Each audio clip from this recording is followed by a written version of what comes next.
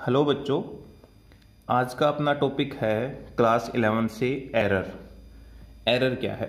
The difference between true value and measured value.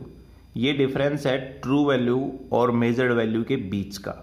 ठीक है, मान लीजिए जैसे पेन की लेंथ हमने मान ली कि पूरी जो फिक्स है वो है 10 सेंटीमीटर, लेकिन हमने जो मेजर किया वो 9 सेंटीमीटर आया, तो दोनों के बीच का डिफरेंस हो गया ना। ट्रू वैल्यू थी 10 सेंटीमीटर और मेजर्ड वैल्यू है 9 सेंटीमीटर, तो दोनों के बीच का जो डिफरेंस होगा वो क्या कहलाएगा? एरर कहलाएगा। ठीक है, तो इसमें एक टर्म आती है बेटा, वो है एक्यूरेसी। एक्यूरेसी क्या होती है? It is closeness of a measurement to the true value of a physical quantity. ठीक है, कोई भी मेजरमेंट के कितनी क्लोजनेस है, हमारा जो मेजरमेंट है वो ट्रू वैल्यू के कितने क्लोज है, वो क्या कहलाएगा? एक्यूरेसी कहलाएगा। ठीक है, हम जो है बिल्कुल मोर एक्यूरेट कर सकते हैं किसी भी मेजरमेंट को यदि हम इस एरर को रिड्यूस कर दें। इस एरर को जितना हम रिड्यूस करेंगे उतने ही हम मोर एक्यूरेट होते चलेंगे।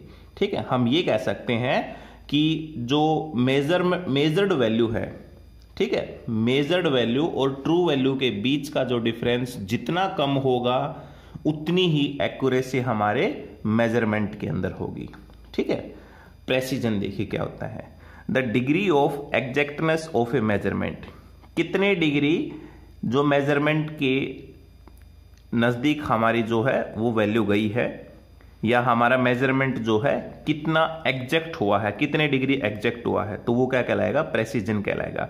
Precision of a measurement depends on least count. किसके ऊपर डिपेंड करता है बेटा? लीस्ट काउंट के ऊपर डिपेंड करता है ऑफ मेजरिंग इंस्ट्रूमेंट। जैसे हम किसी इंस्ट्रूमेंट से मेजर करते हैं, लीस्ट काउंट क्या होता है? लीस्ट काउंट होता है तो कम से कम हम उस इंस्ट्रूमेंट से कितना मेजर कर सकते हैं। ठीक है, तो उसे क्या बोलते हैं? उसका लीस्ट काउंट बोलते हैं। ठीक है, smaller the least count greater the precision. जितना कम लीस्ट काउंट होगा इंस्ट्रूमेंट का उतना ही ज्यादा प्रेसिजन होगा। ठीक है बेटा, तो कितने टाइप के एरर होते हैं? Types of error. तो एरर बेटा 5 प्रकार के होते हैं। Constant errors, systematic errors, random error, least count error और ग्रोस एरर, या जिसे बोल देते हैं मिस्टेक्स। ठीक है, सिस्टमैटिक एरर अगेन 4 टाइप का होता है बेटा।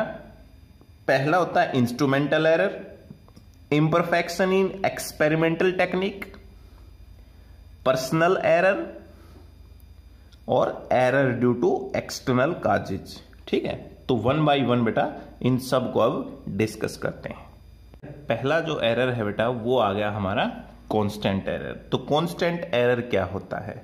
The error which affect each observation bye same amount. यानी इस प्रकार का एरर हर एक ऑब्जर्वेशन को सेम अमाउंट के अंदर अफेक्ट करेगा। ठीक है, मान लो यहां से यहां तक हम लेंथ मेजर कर रहे हैं, हर बार ये जो है वो 5-5 सेंटीमीटर आ रही है या 10-10 सेंटीमीटर आ रही है, लेकिन फिर भी हमें पता है इसमें एरर आ रहा है क्योंकि इसमें ट्रू वैल्यू हमारी जो है वो मेजर्ड वैल्यू के बराबर नहीं आई। तो इस प्रकार का जो एरर होता है वो एरर कौन सा कहलाएगा? कांस्टेंट एरर कहलाएगा। ठीक है, ये क्यों आता है बेटा?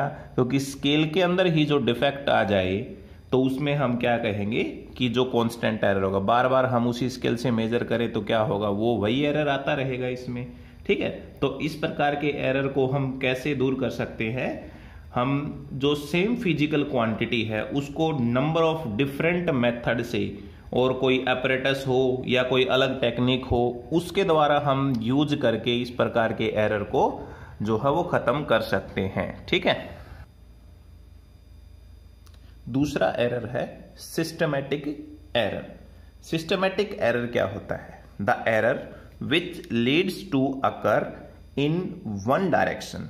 जो क्या हो, सिर्फ एक ही डायरेक्शन के अंदर जाता हो, वो या पॉजिटिव भी हो सकता है या फिर वो नेगेटिव साइड में भी हो सकता है। तो इस प्रकार का एरर है वो कौन सा कहलाएगा?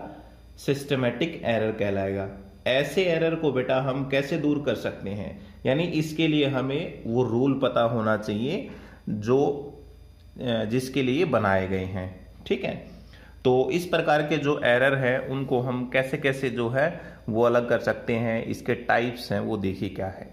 पहला जो है सिस्टमेटिक एरर में आता है इंस्ट्रूमेंटल एरर, कि यदि मान लो उसके इंस्ट्रूमेंट में ही एरर हो, the error occur due to inbuilt defect of the measuring instrument, यानी जो मेजरिंग इंस्ट्रूमेंट हमारा उसी के अंदर इनबिल्ट डिफेक्ट हो, तो इस प्रकार का एरर क्या कहलाएगा, इंस्ट्रूमेंटल एरर कहलाएगा।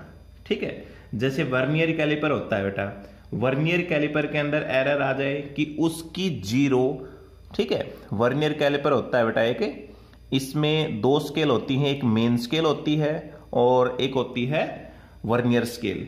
ठीक है, तो मेन स्केल और वर्नियर स्केल दोनों के जो जीरो आपस में कोइंसाइड करवाने चाहिए, आपस में मिलने चाहिए। अगर वो मान लो नहीं मिलते हैं तो उस टाइप का एरर है वो क्या कहलाएगा, जो इंस्ट्रूमेंटल एरर है वो कहलाएगा। ठीक है, तो इस प्रकार के जो एरर को हम अलग इंस्ट्रूमेंट से मेजर करके जो है वो फाइंड आउट कर सकते हैं अलग मेथड से। तो ऐसा इंस्ट्रूमेंट एरर क्या कहलाएगा, इंस्ट्रूमेंटल एरर कहलाएगा। ठीक है, तो ये प्रैक्टिकल भी आपका बेटा ऐसा वर्नियर कैलिपर का तो वो आपको दिखाएंगे तब क्लियर हो जाएगा। ठीक है, imperfection, imperfection in experimental technique, तो वो क्या होता है देखिए, these error are due to limitation of experimental arrangement. ठीक है, इस प्रकार का एरर क्यों होता है, लिमिटेशन ऑफ एक्सपेरिमेंटल अरेंजमेंट, जो एक्सपेरिमेंटल अरेंजमेंट होता है उसकी लिमिटेशन हो कोई। और फॉर एग्जांपल के अगर हम ले लें कि error due to radiation loss in calorimeter experiment. ठीक है, कैलोरीमीटर एक्सपेरिमेंट होता है, वो करते हैं तो उसमें क्या होता है, वो रेडिएशन का लॉस होता है।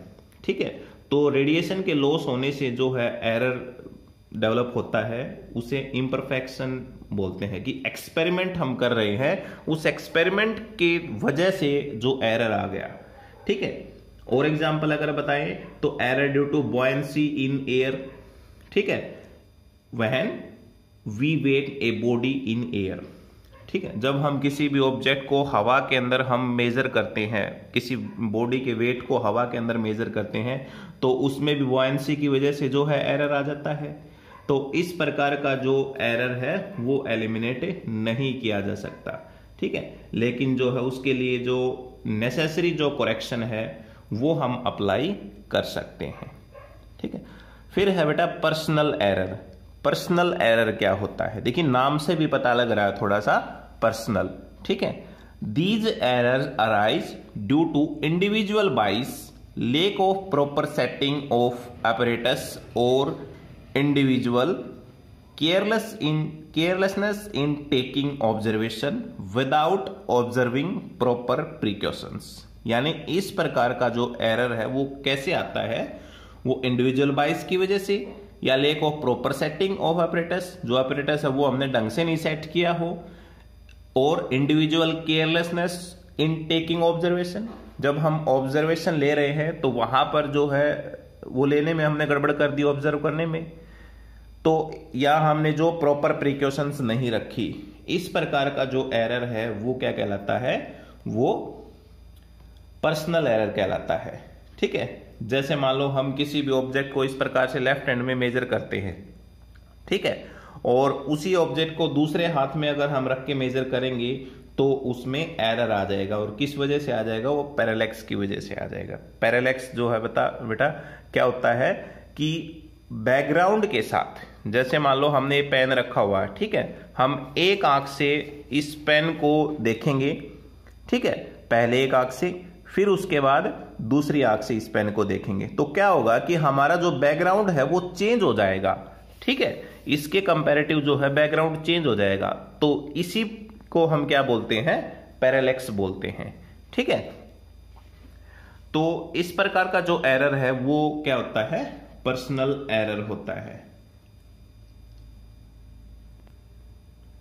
तो इस प्रकार का एरर हम कैसे मिनिमाइज कर सकते हैं, या तो बेटा कोई और दूसरा पर्सन उस चीज को मेजर करे, या फिर जो अपने पर्सनल बाइस है उसको हम रिमूव करें।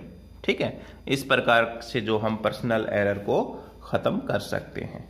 ठीक है, इसके चौथा जो टाइप है वो है error due to external causes.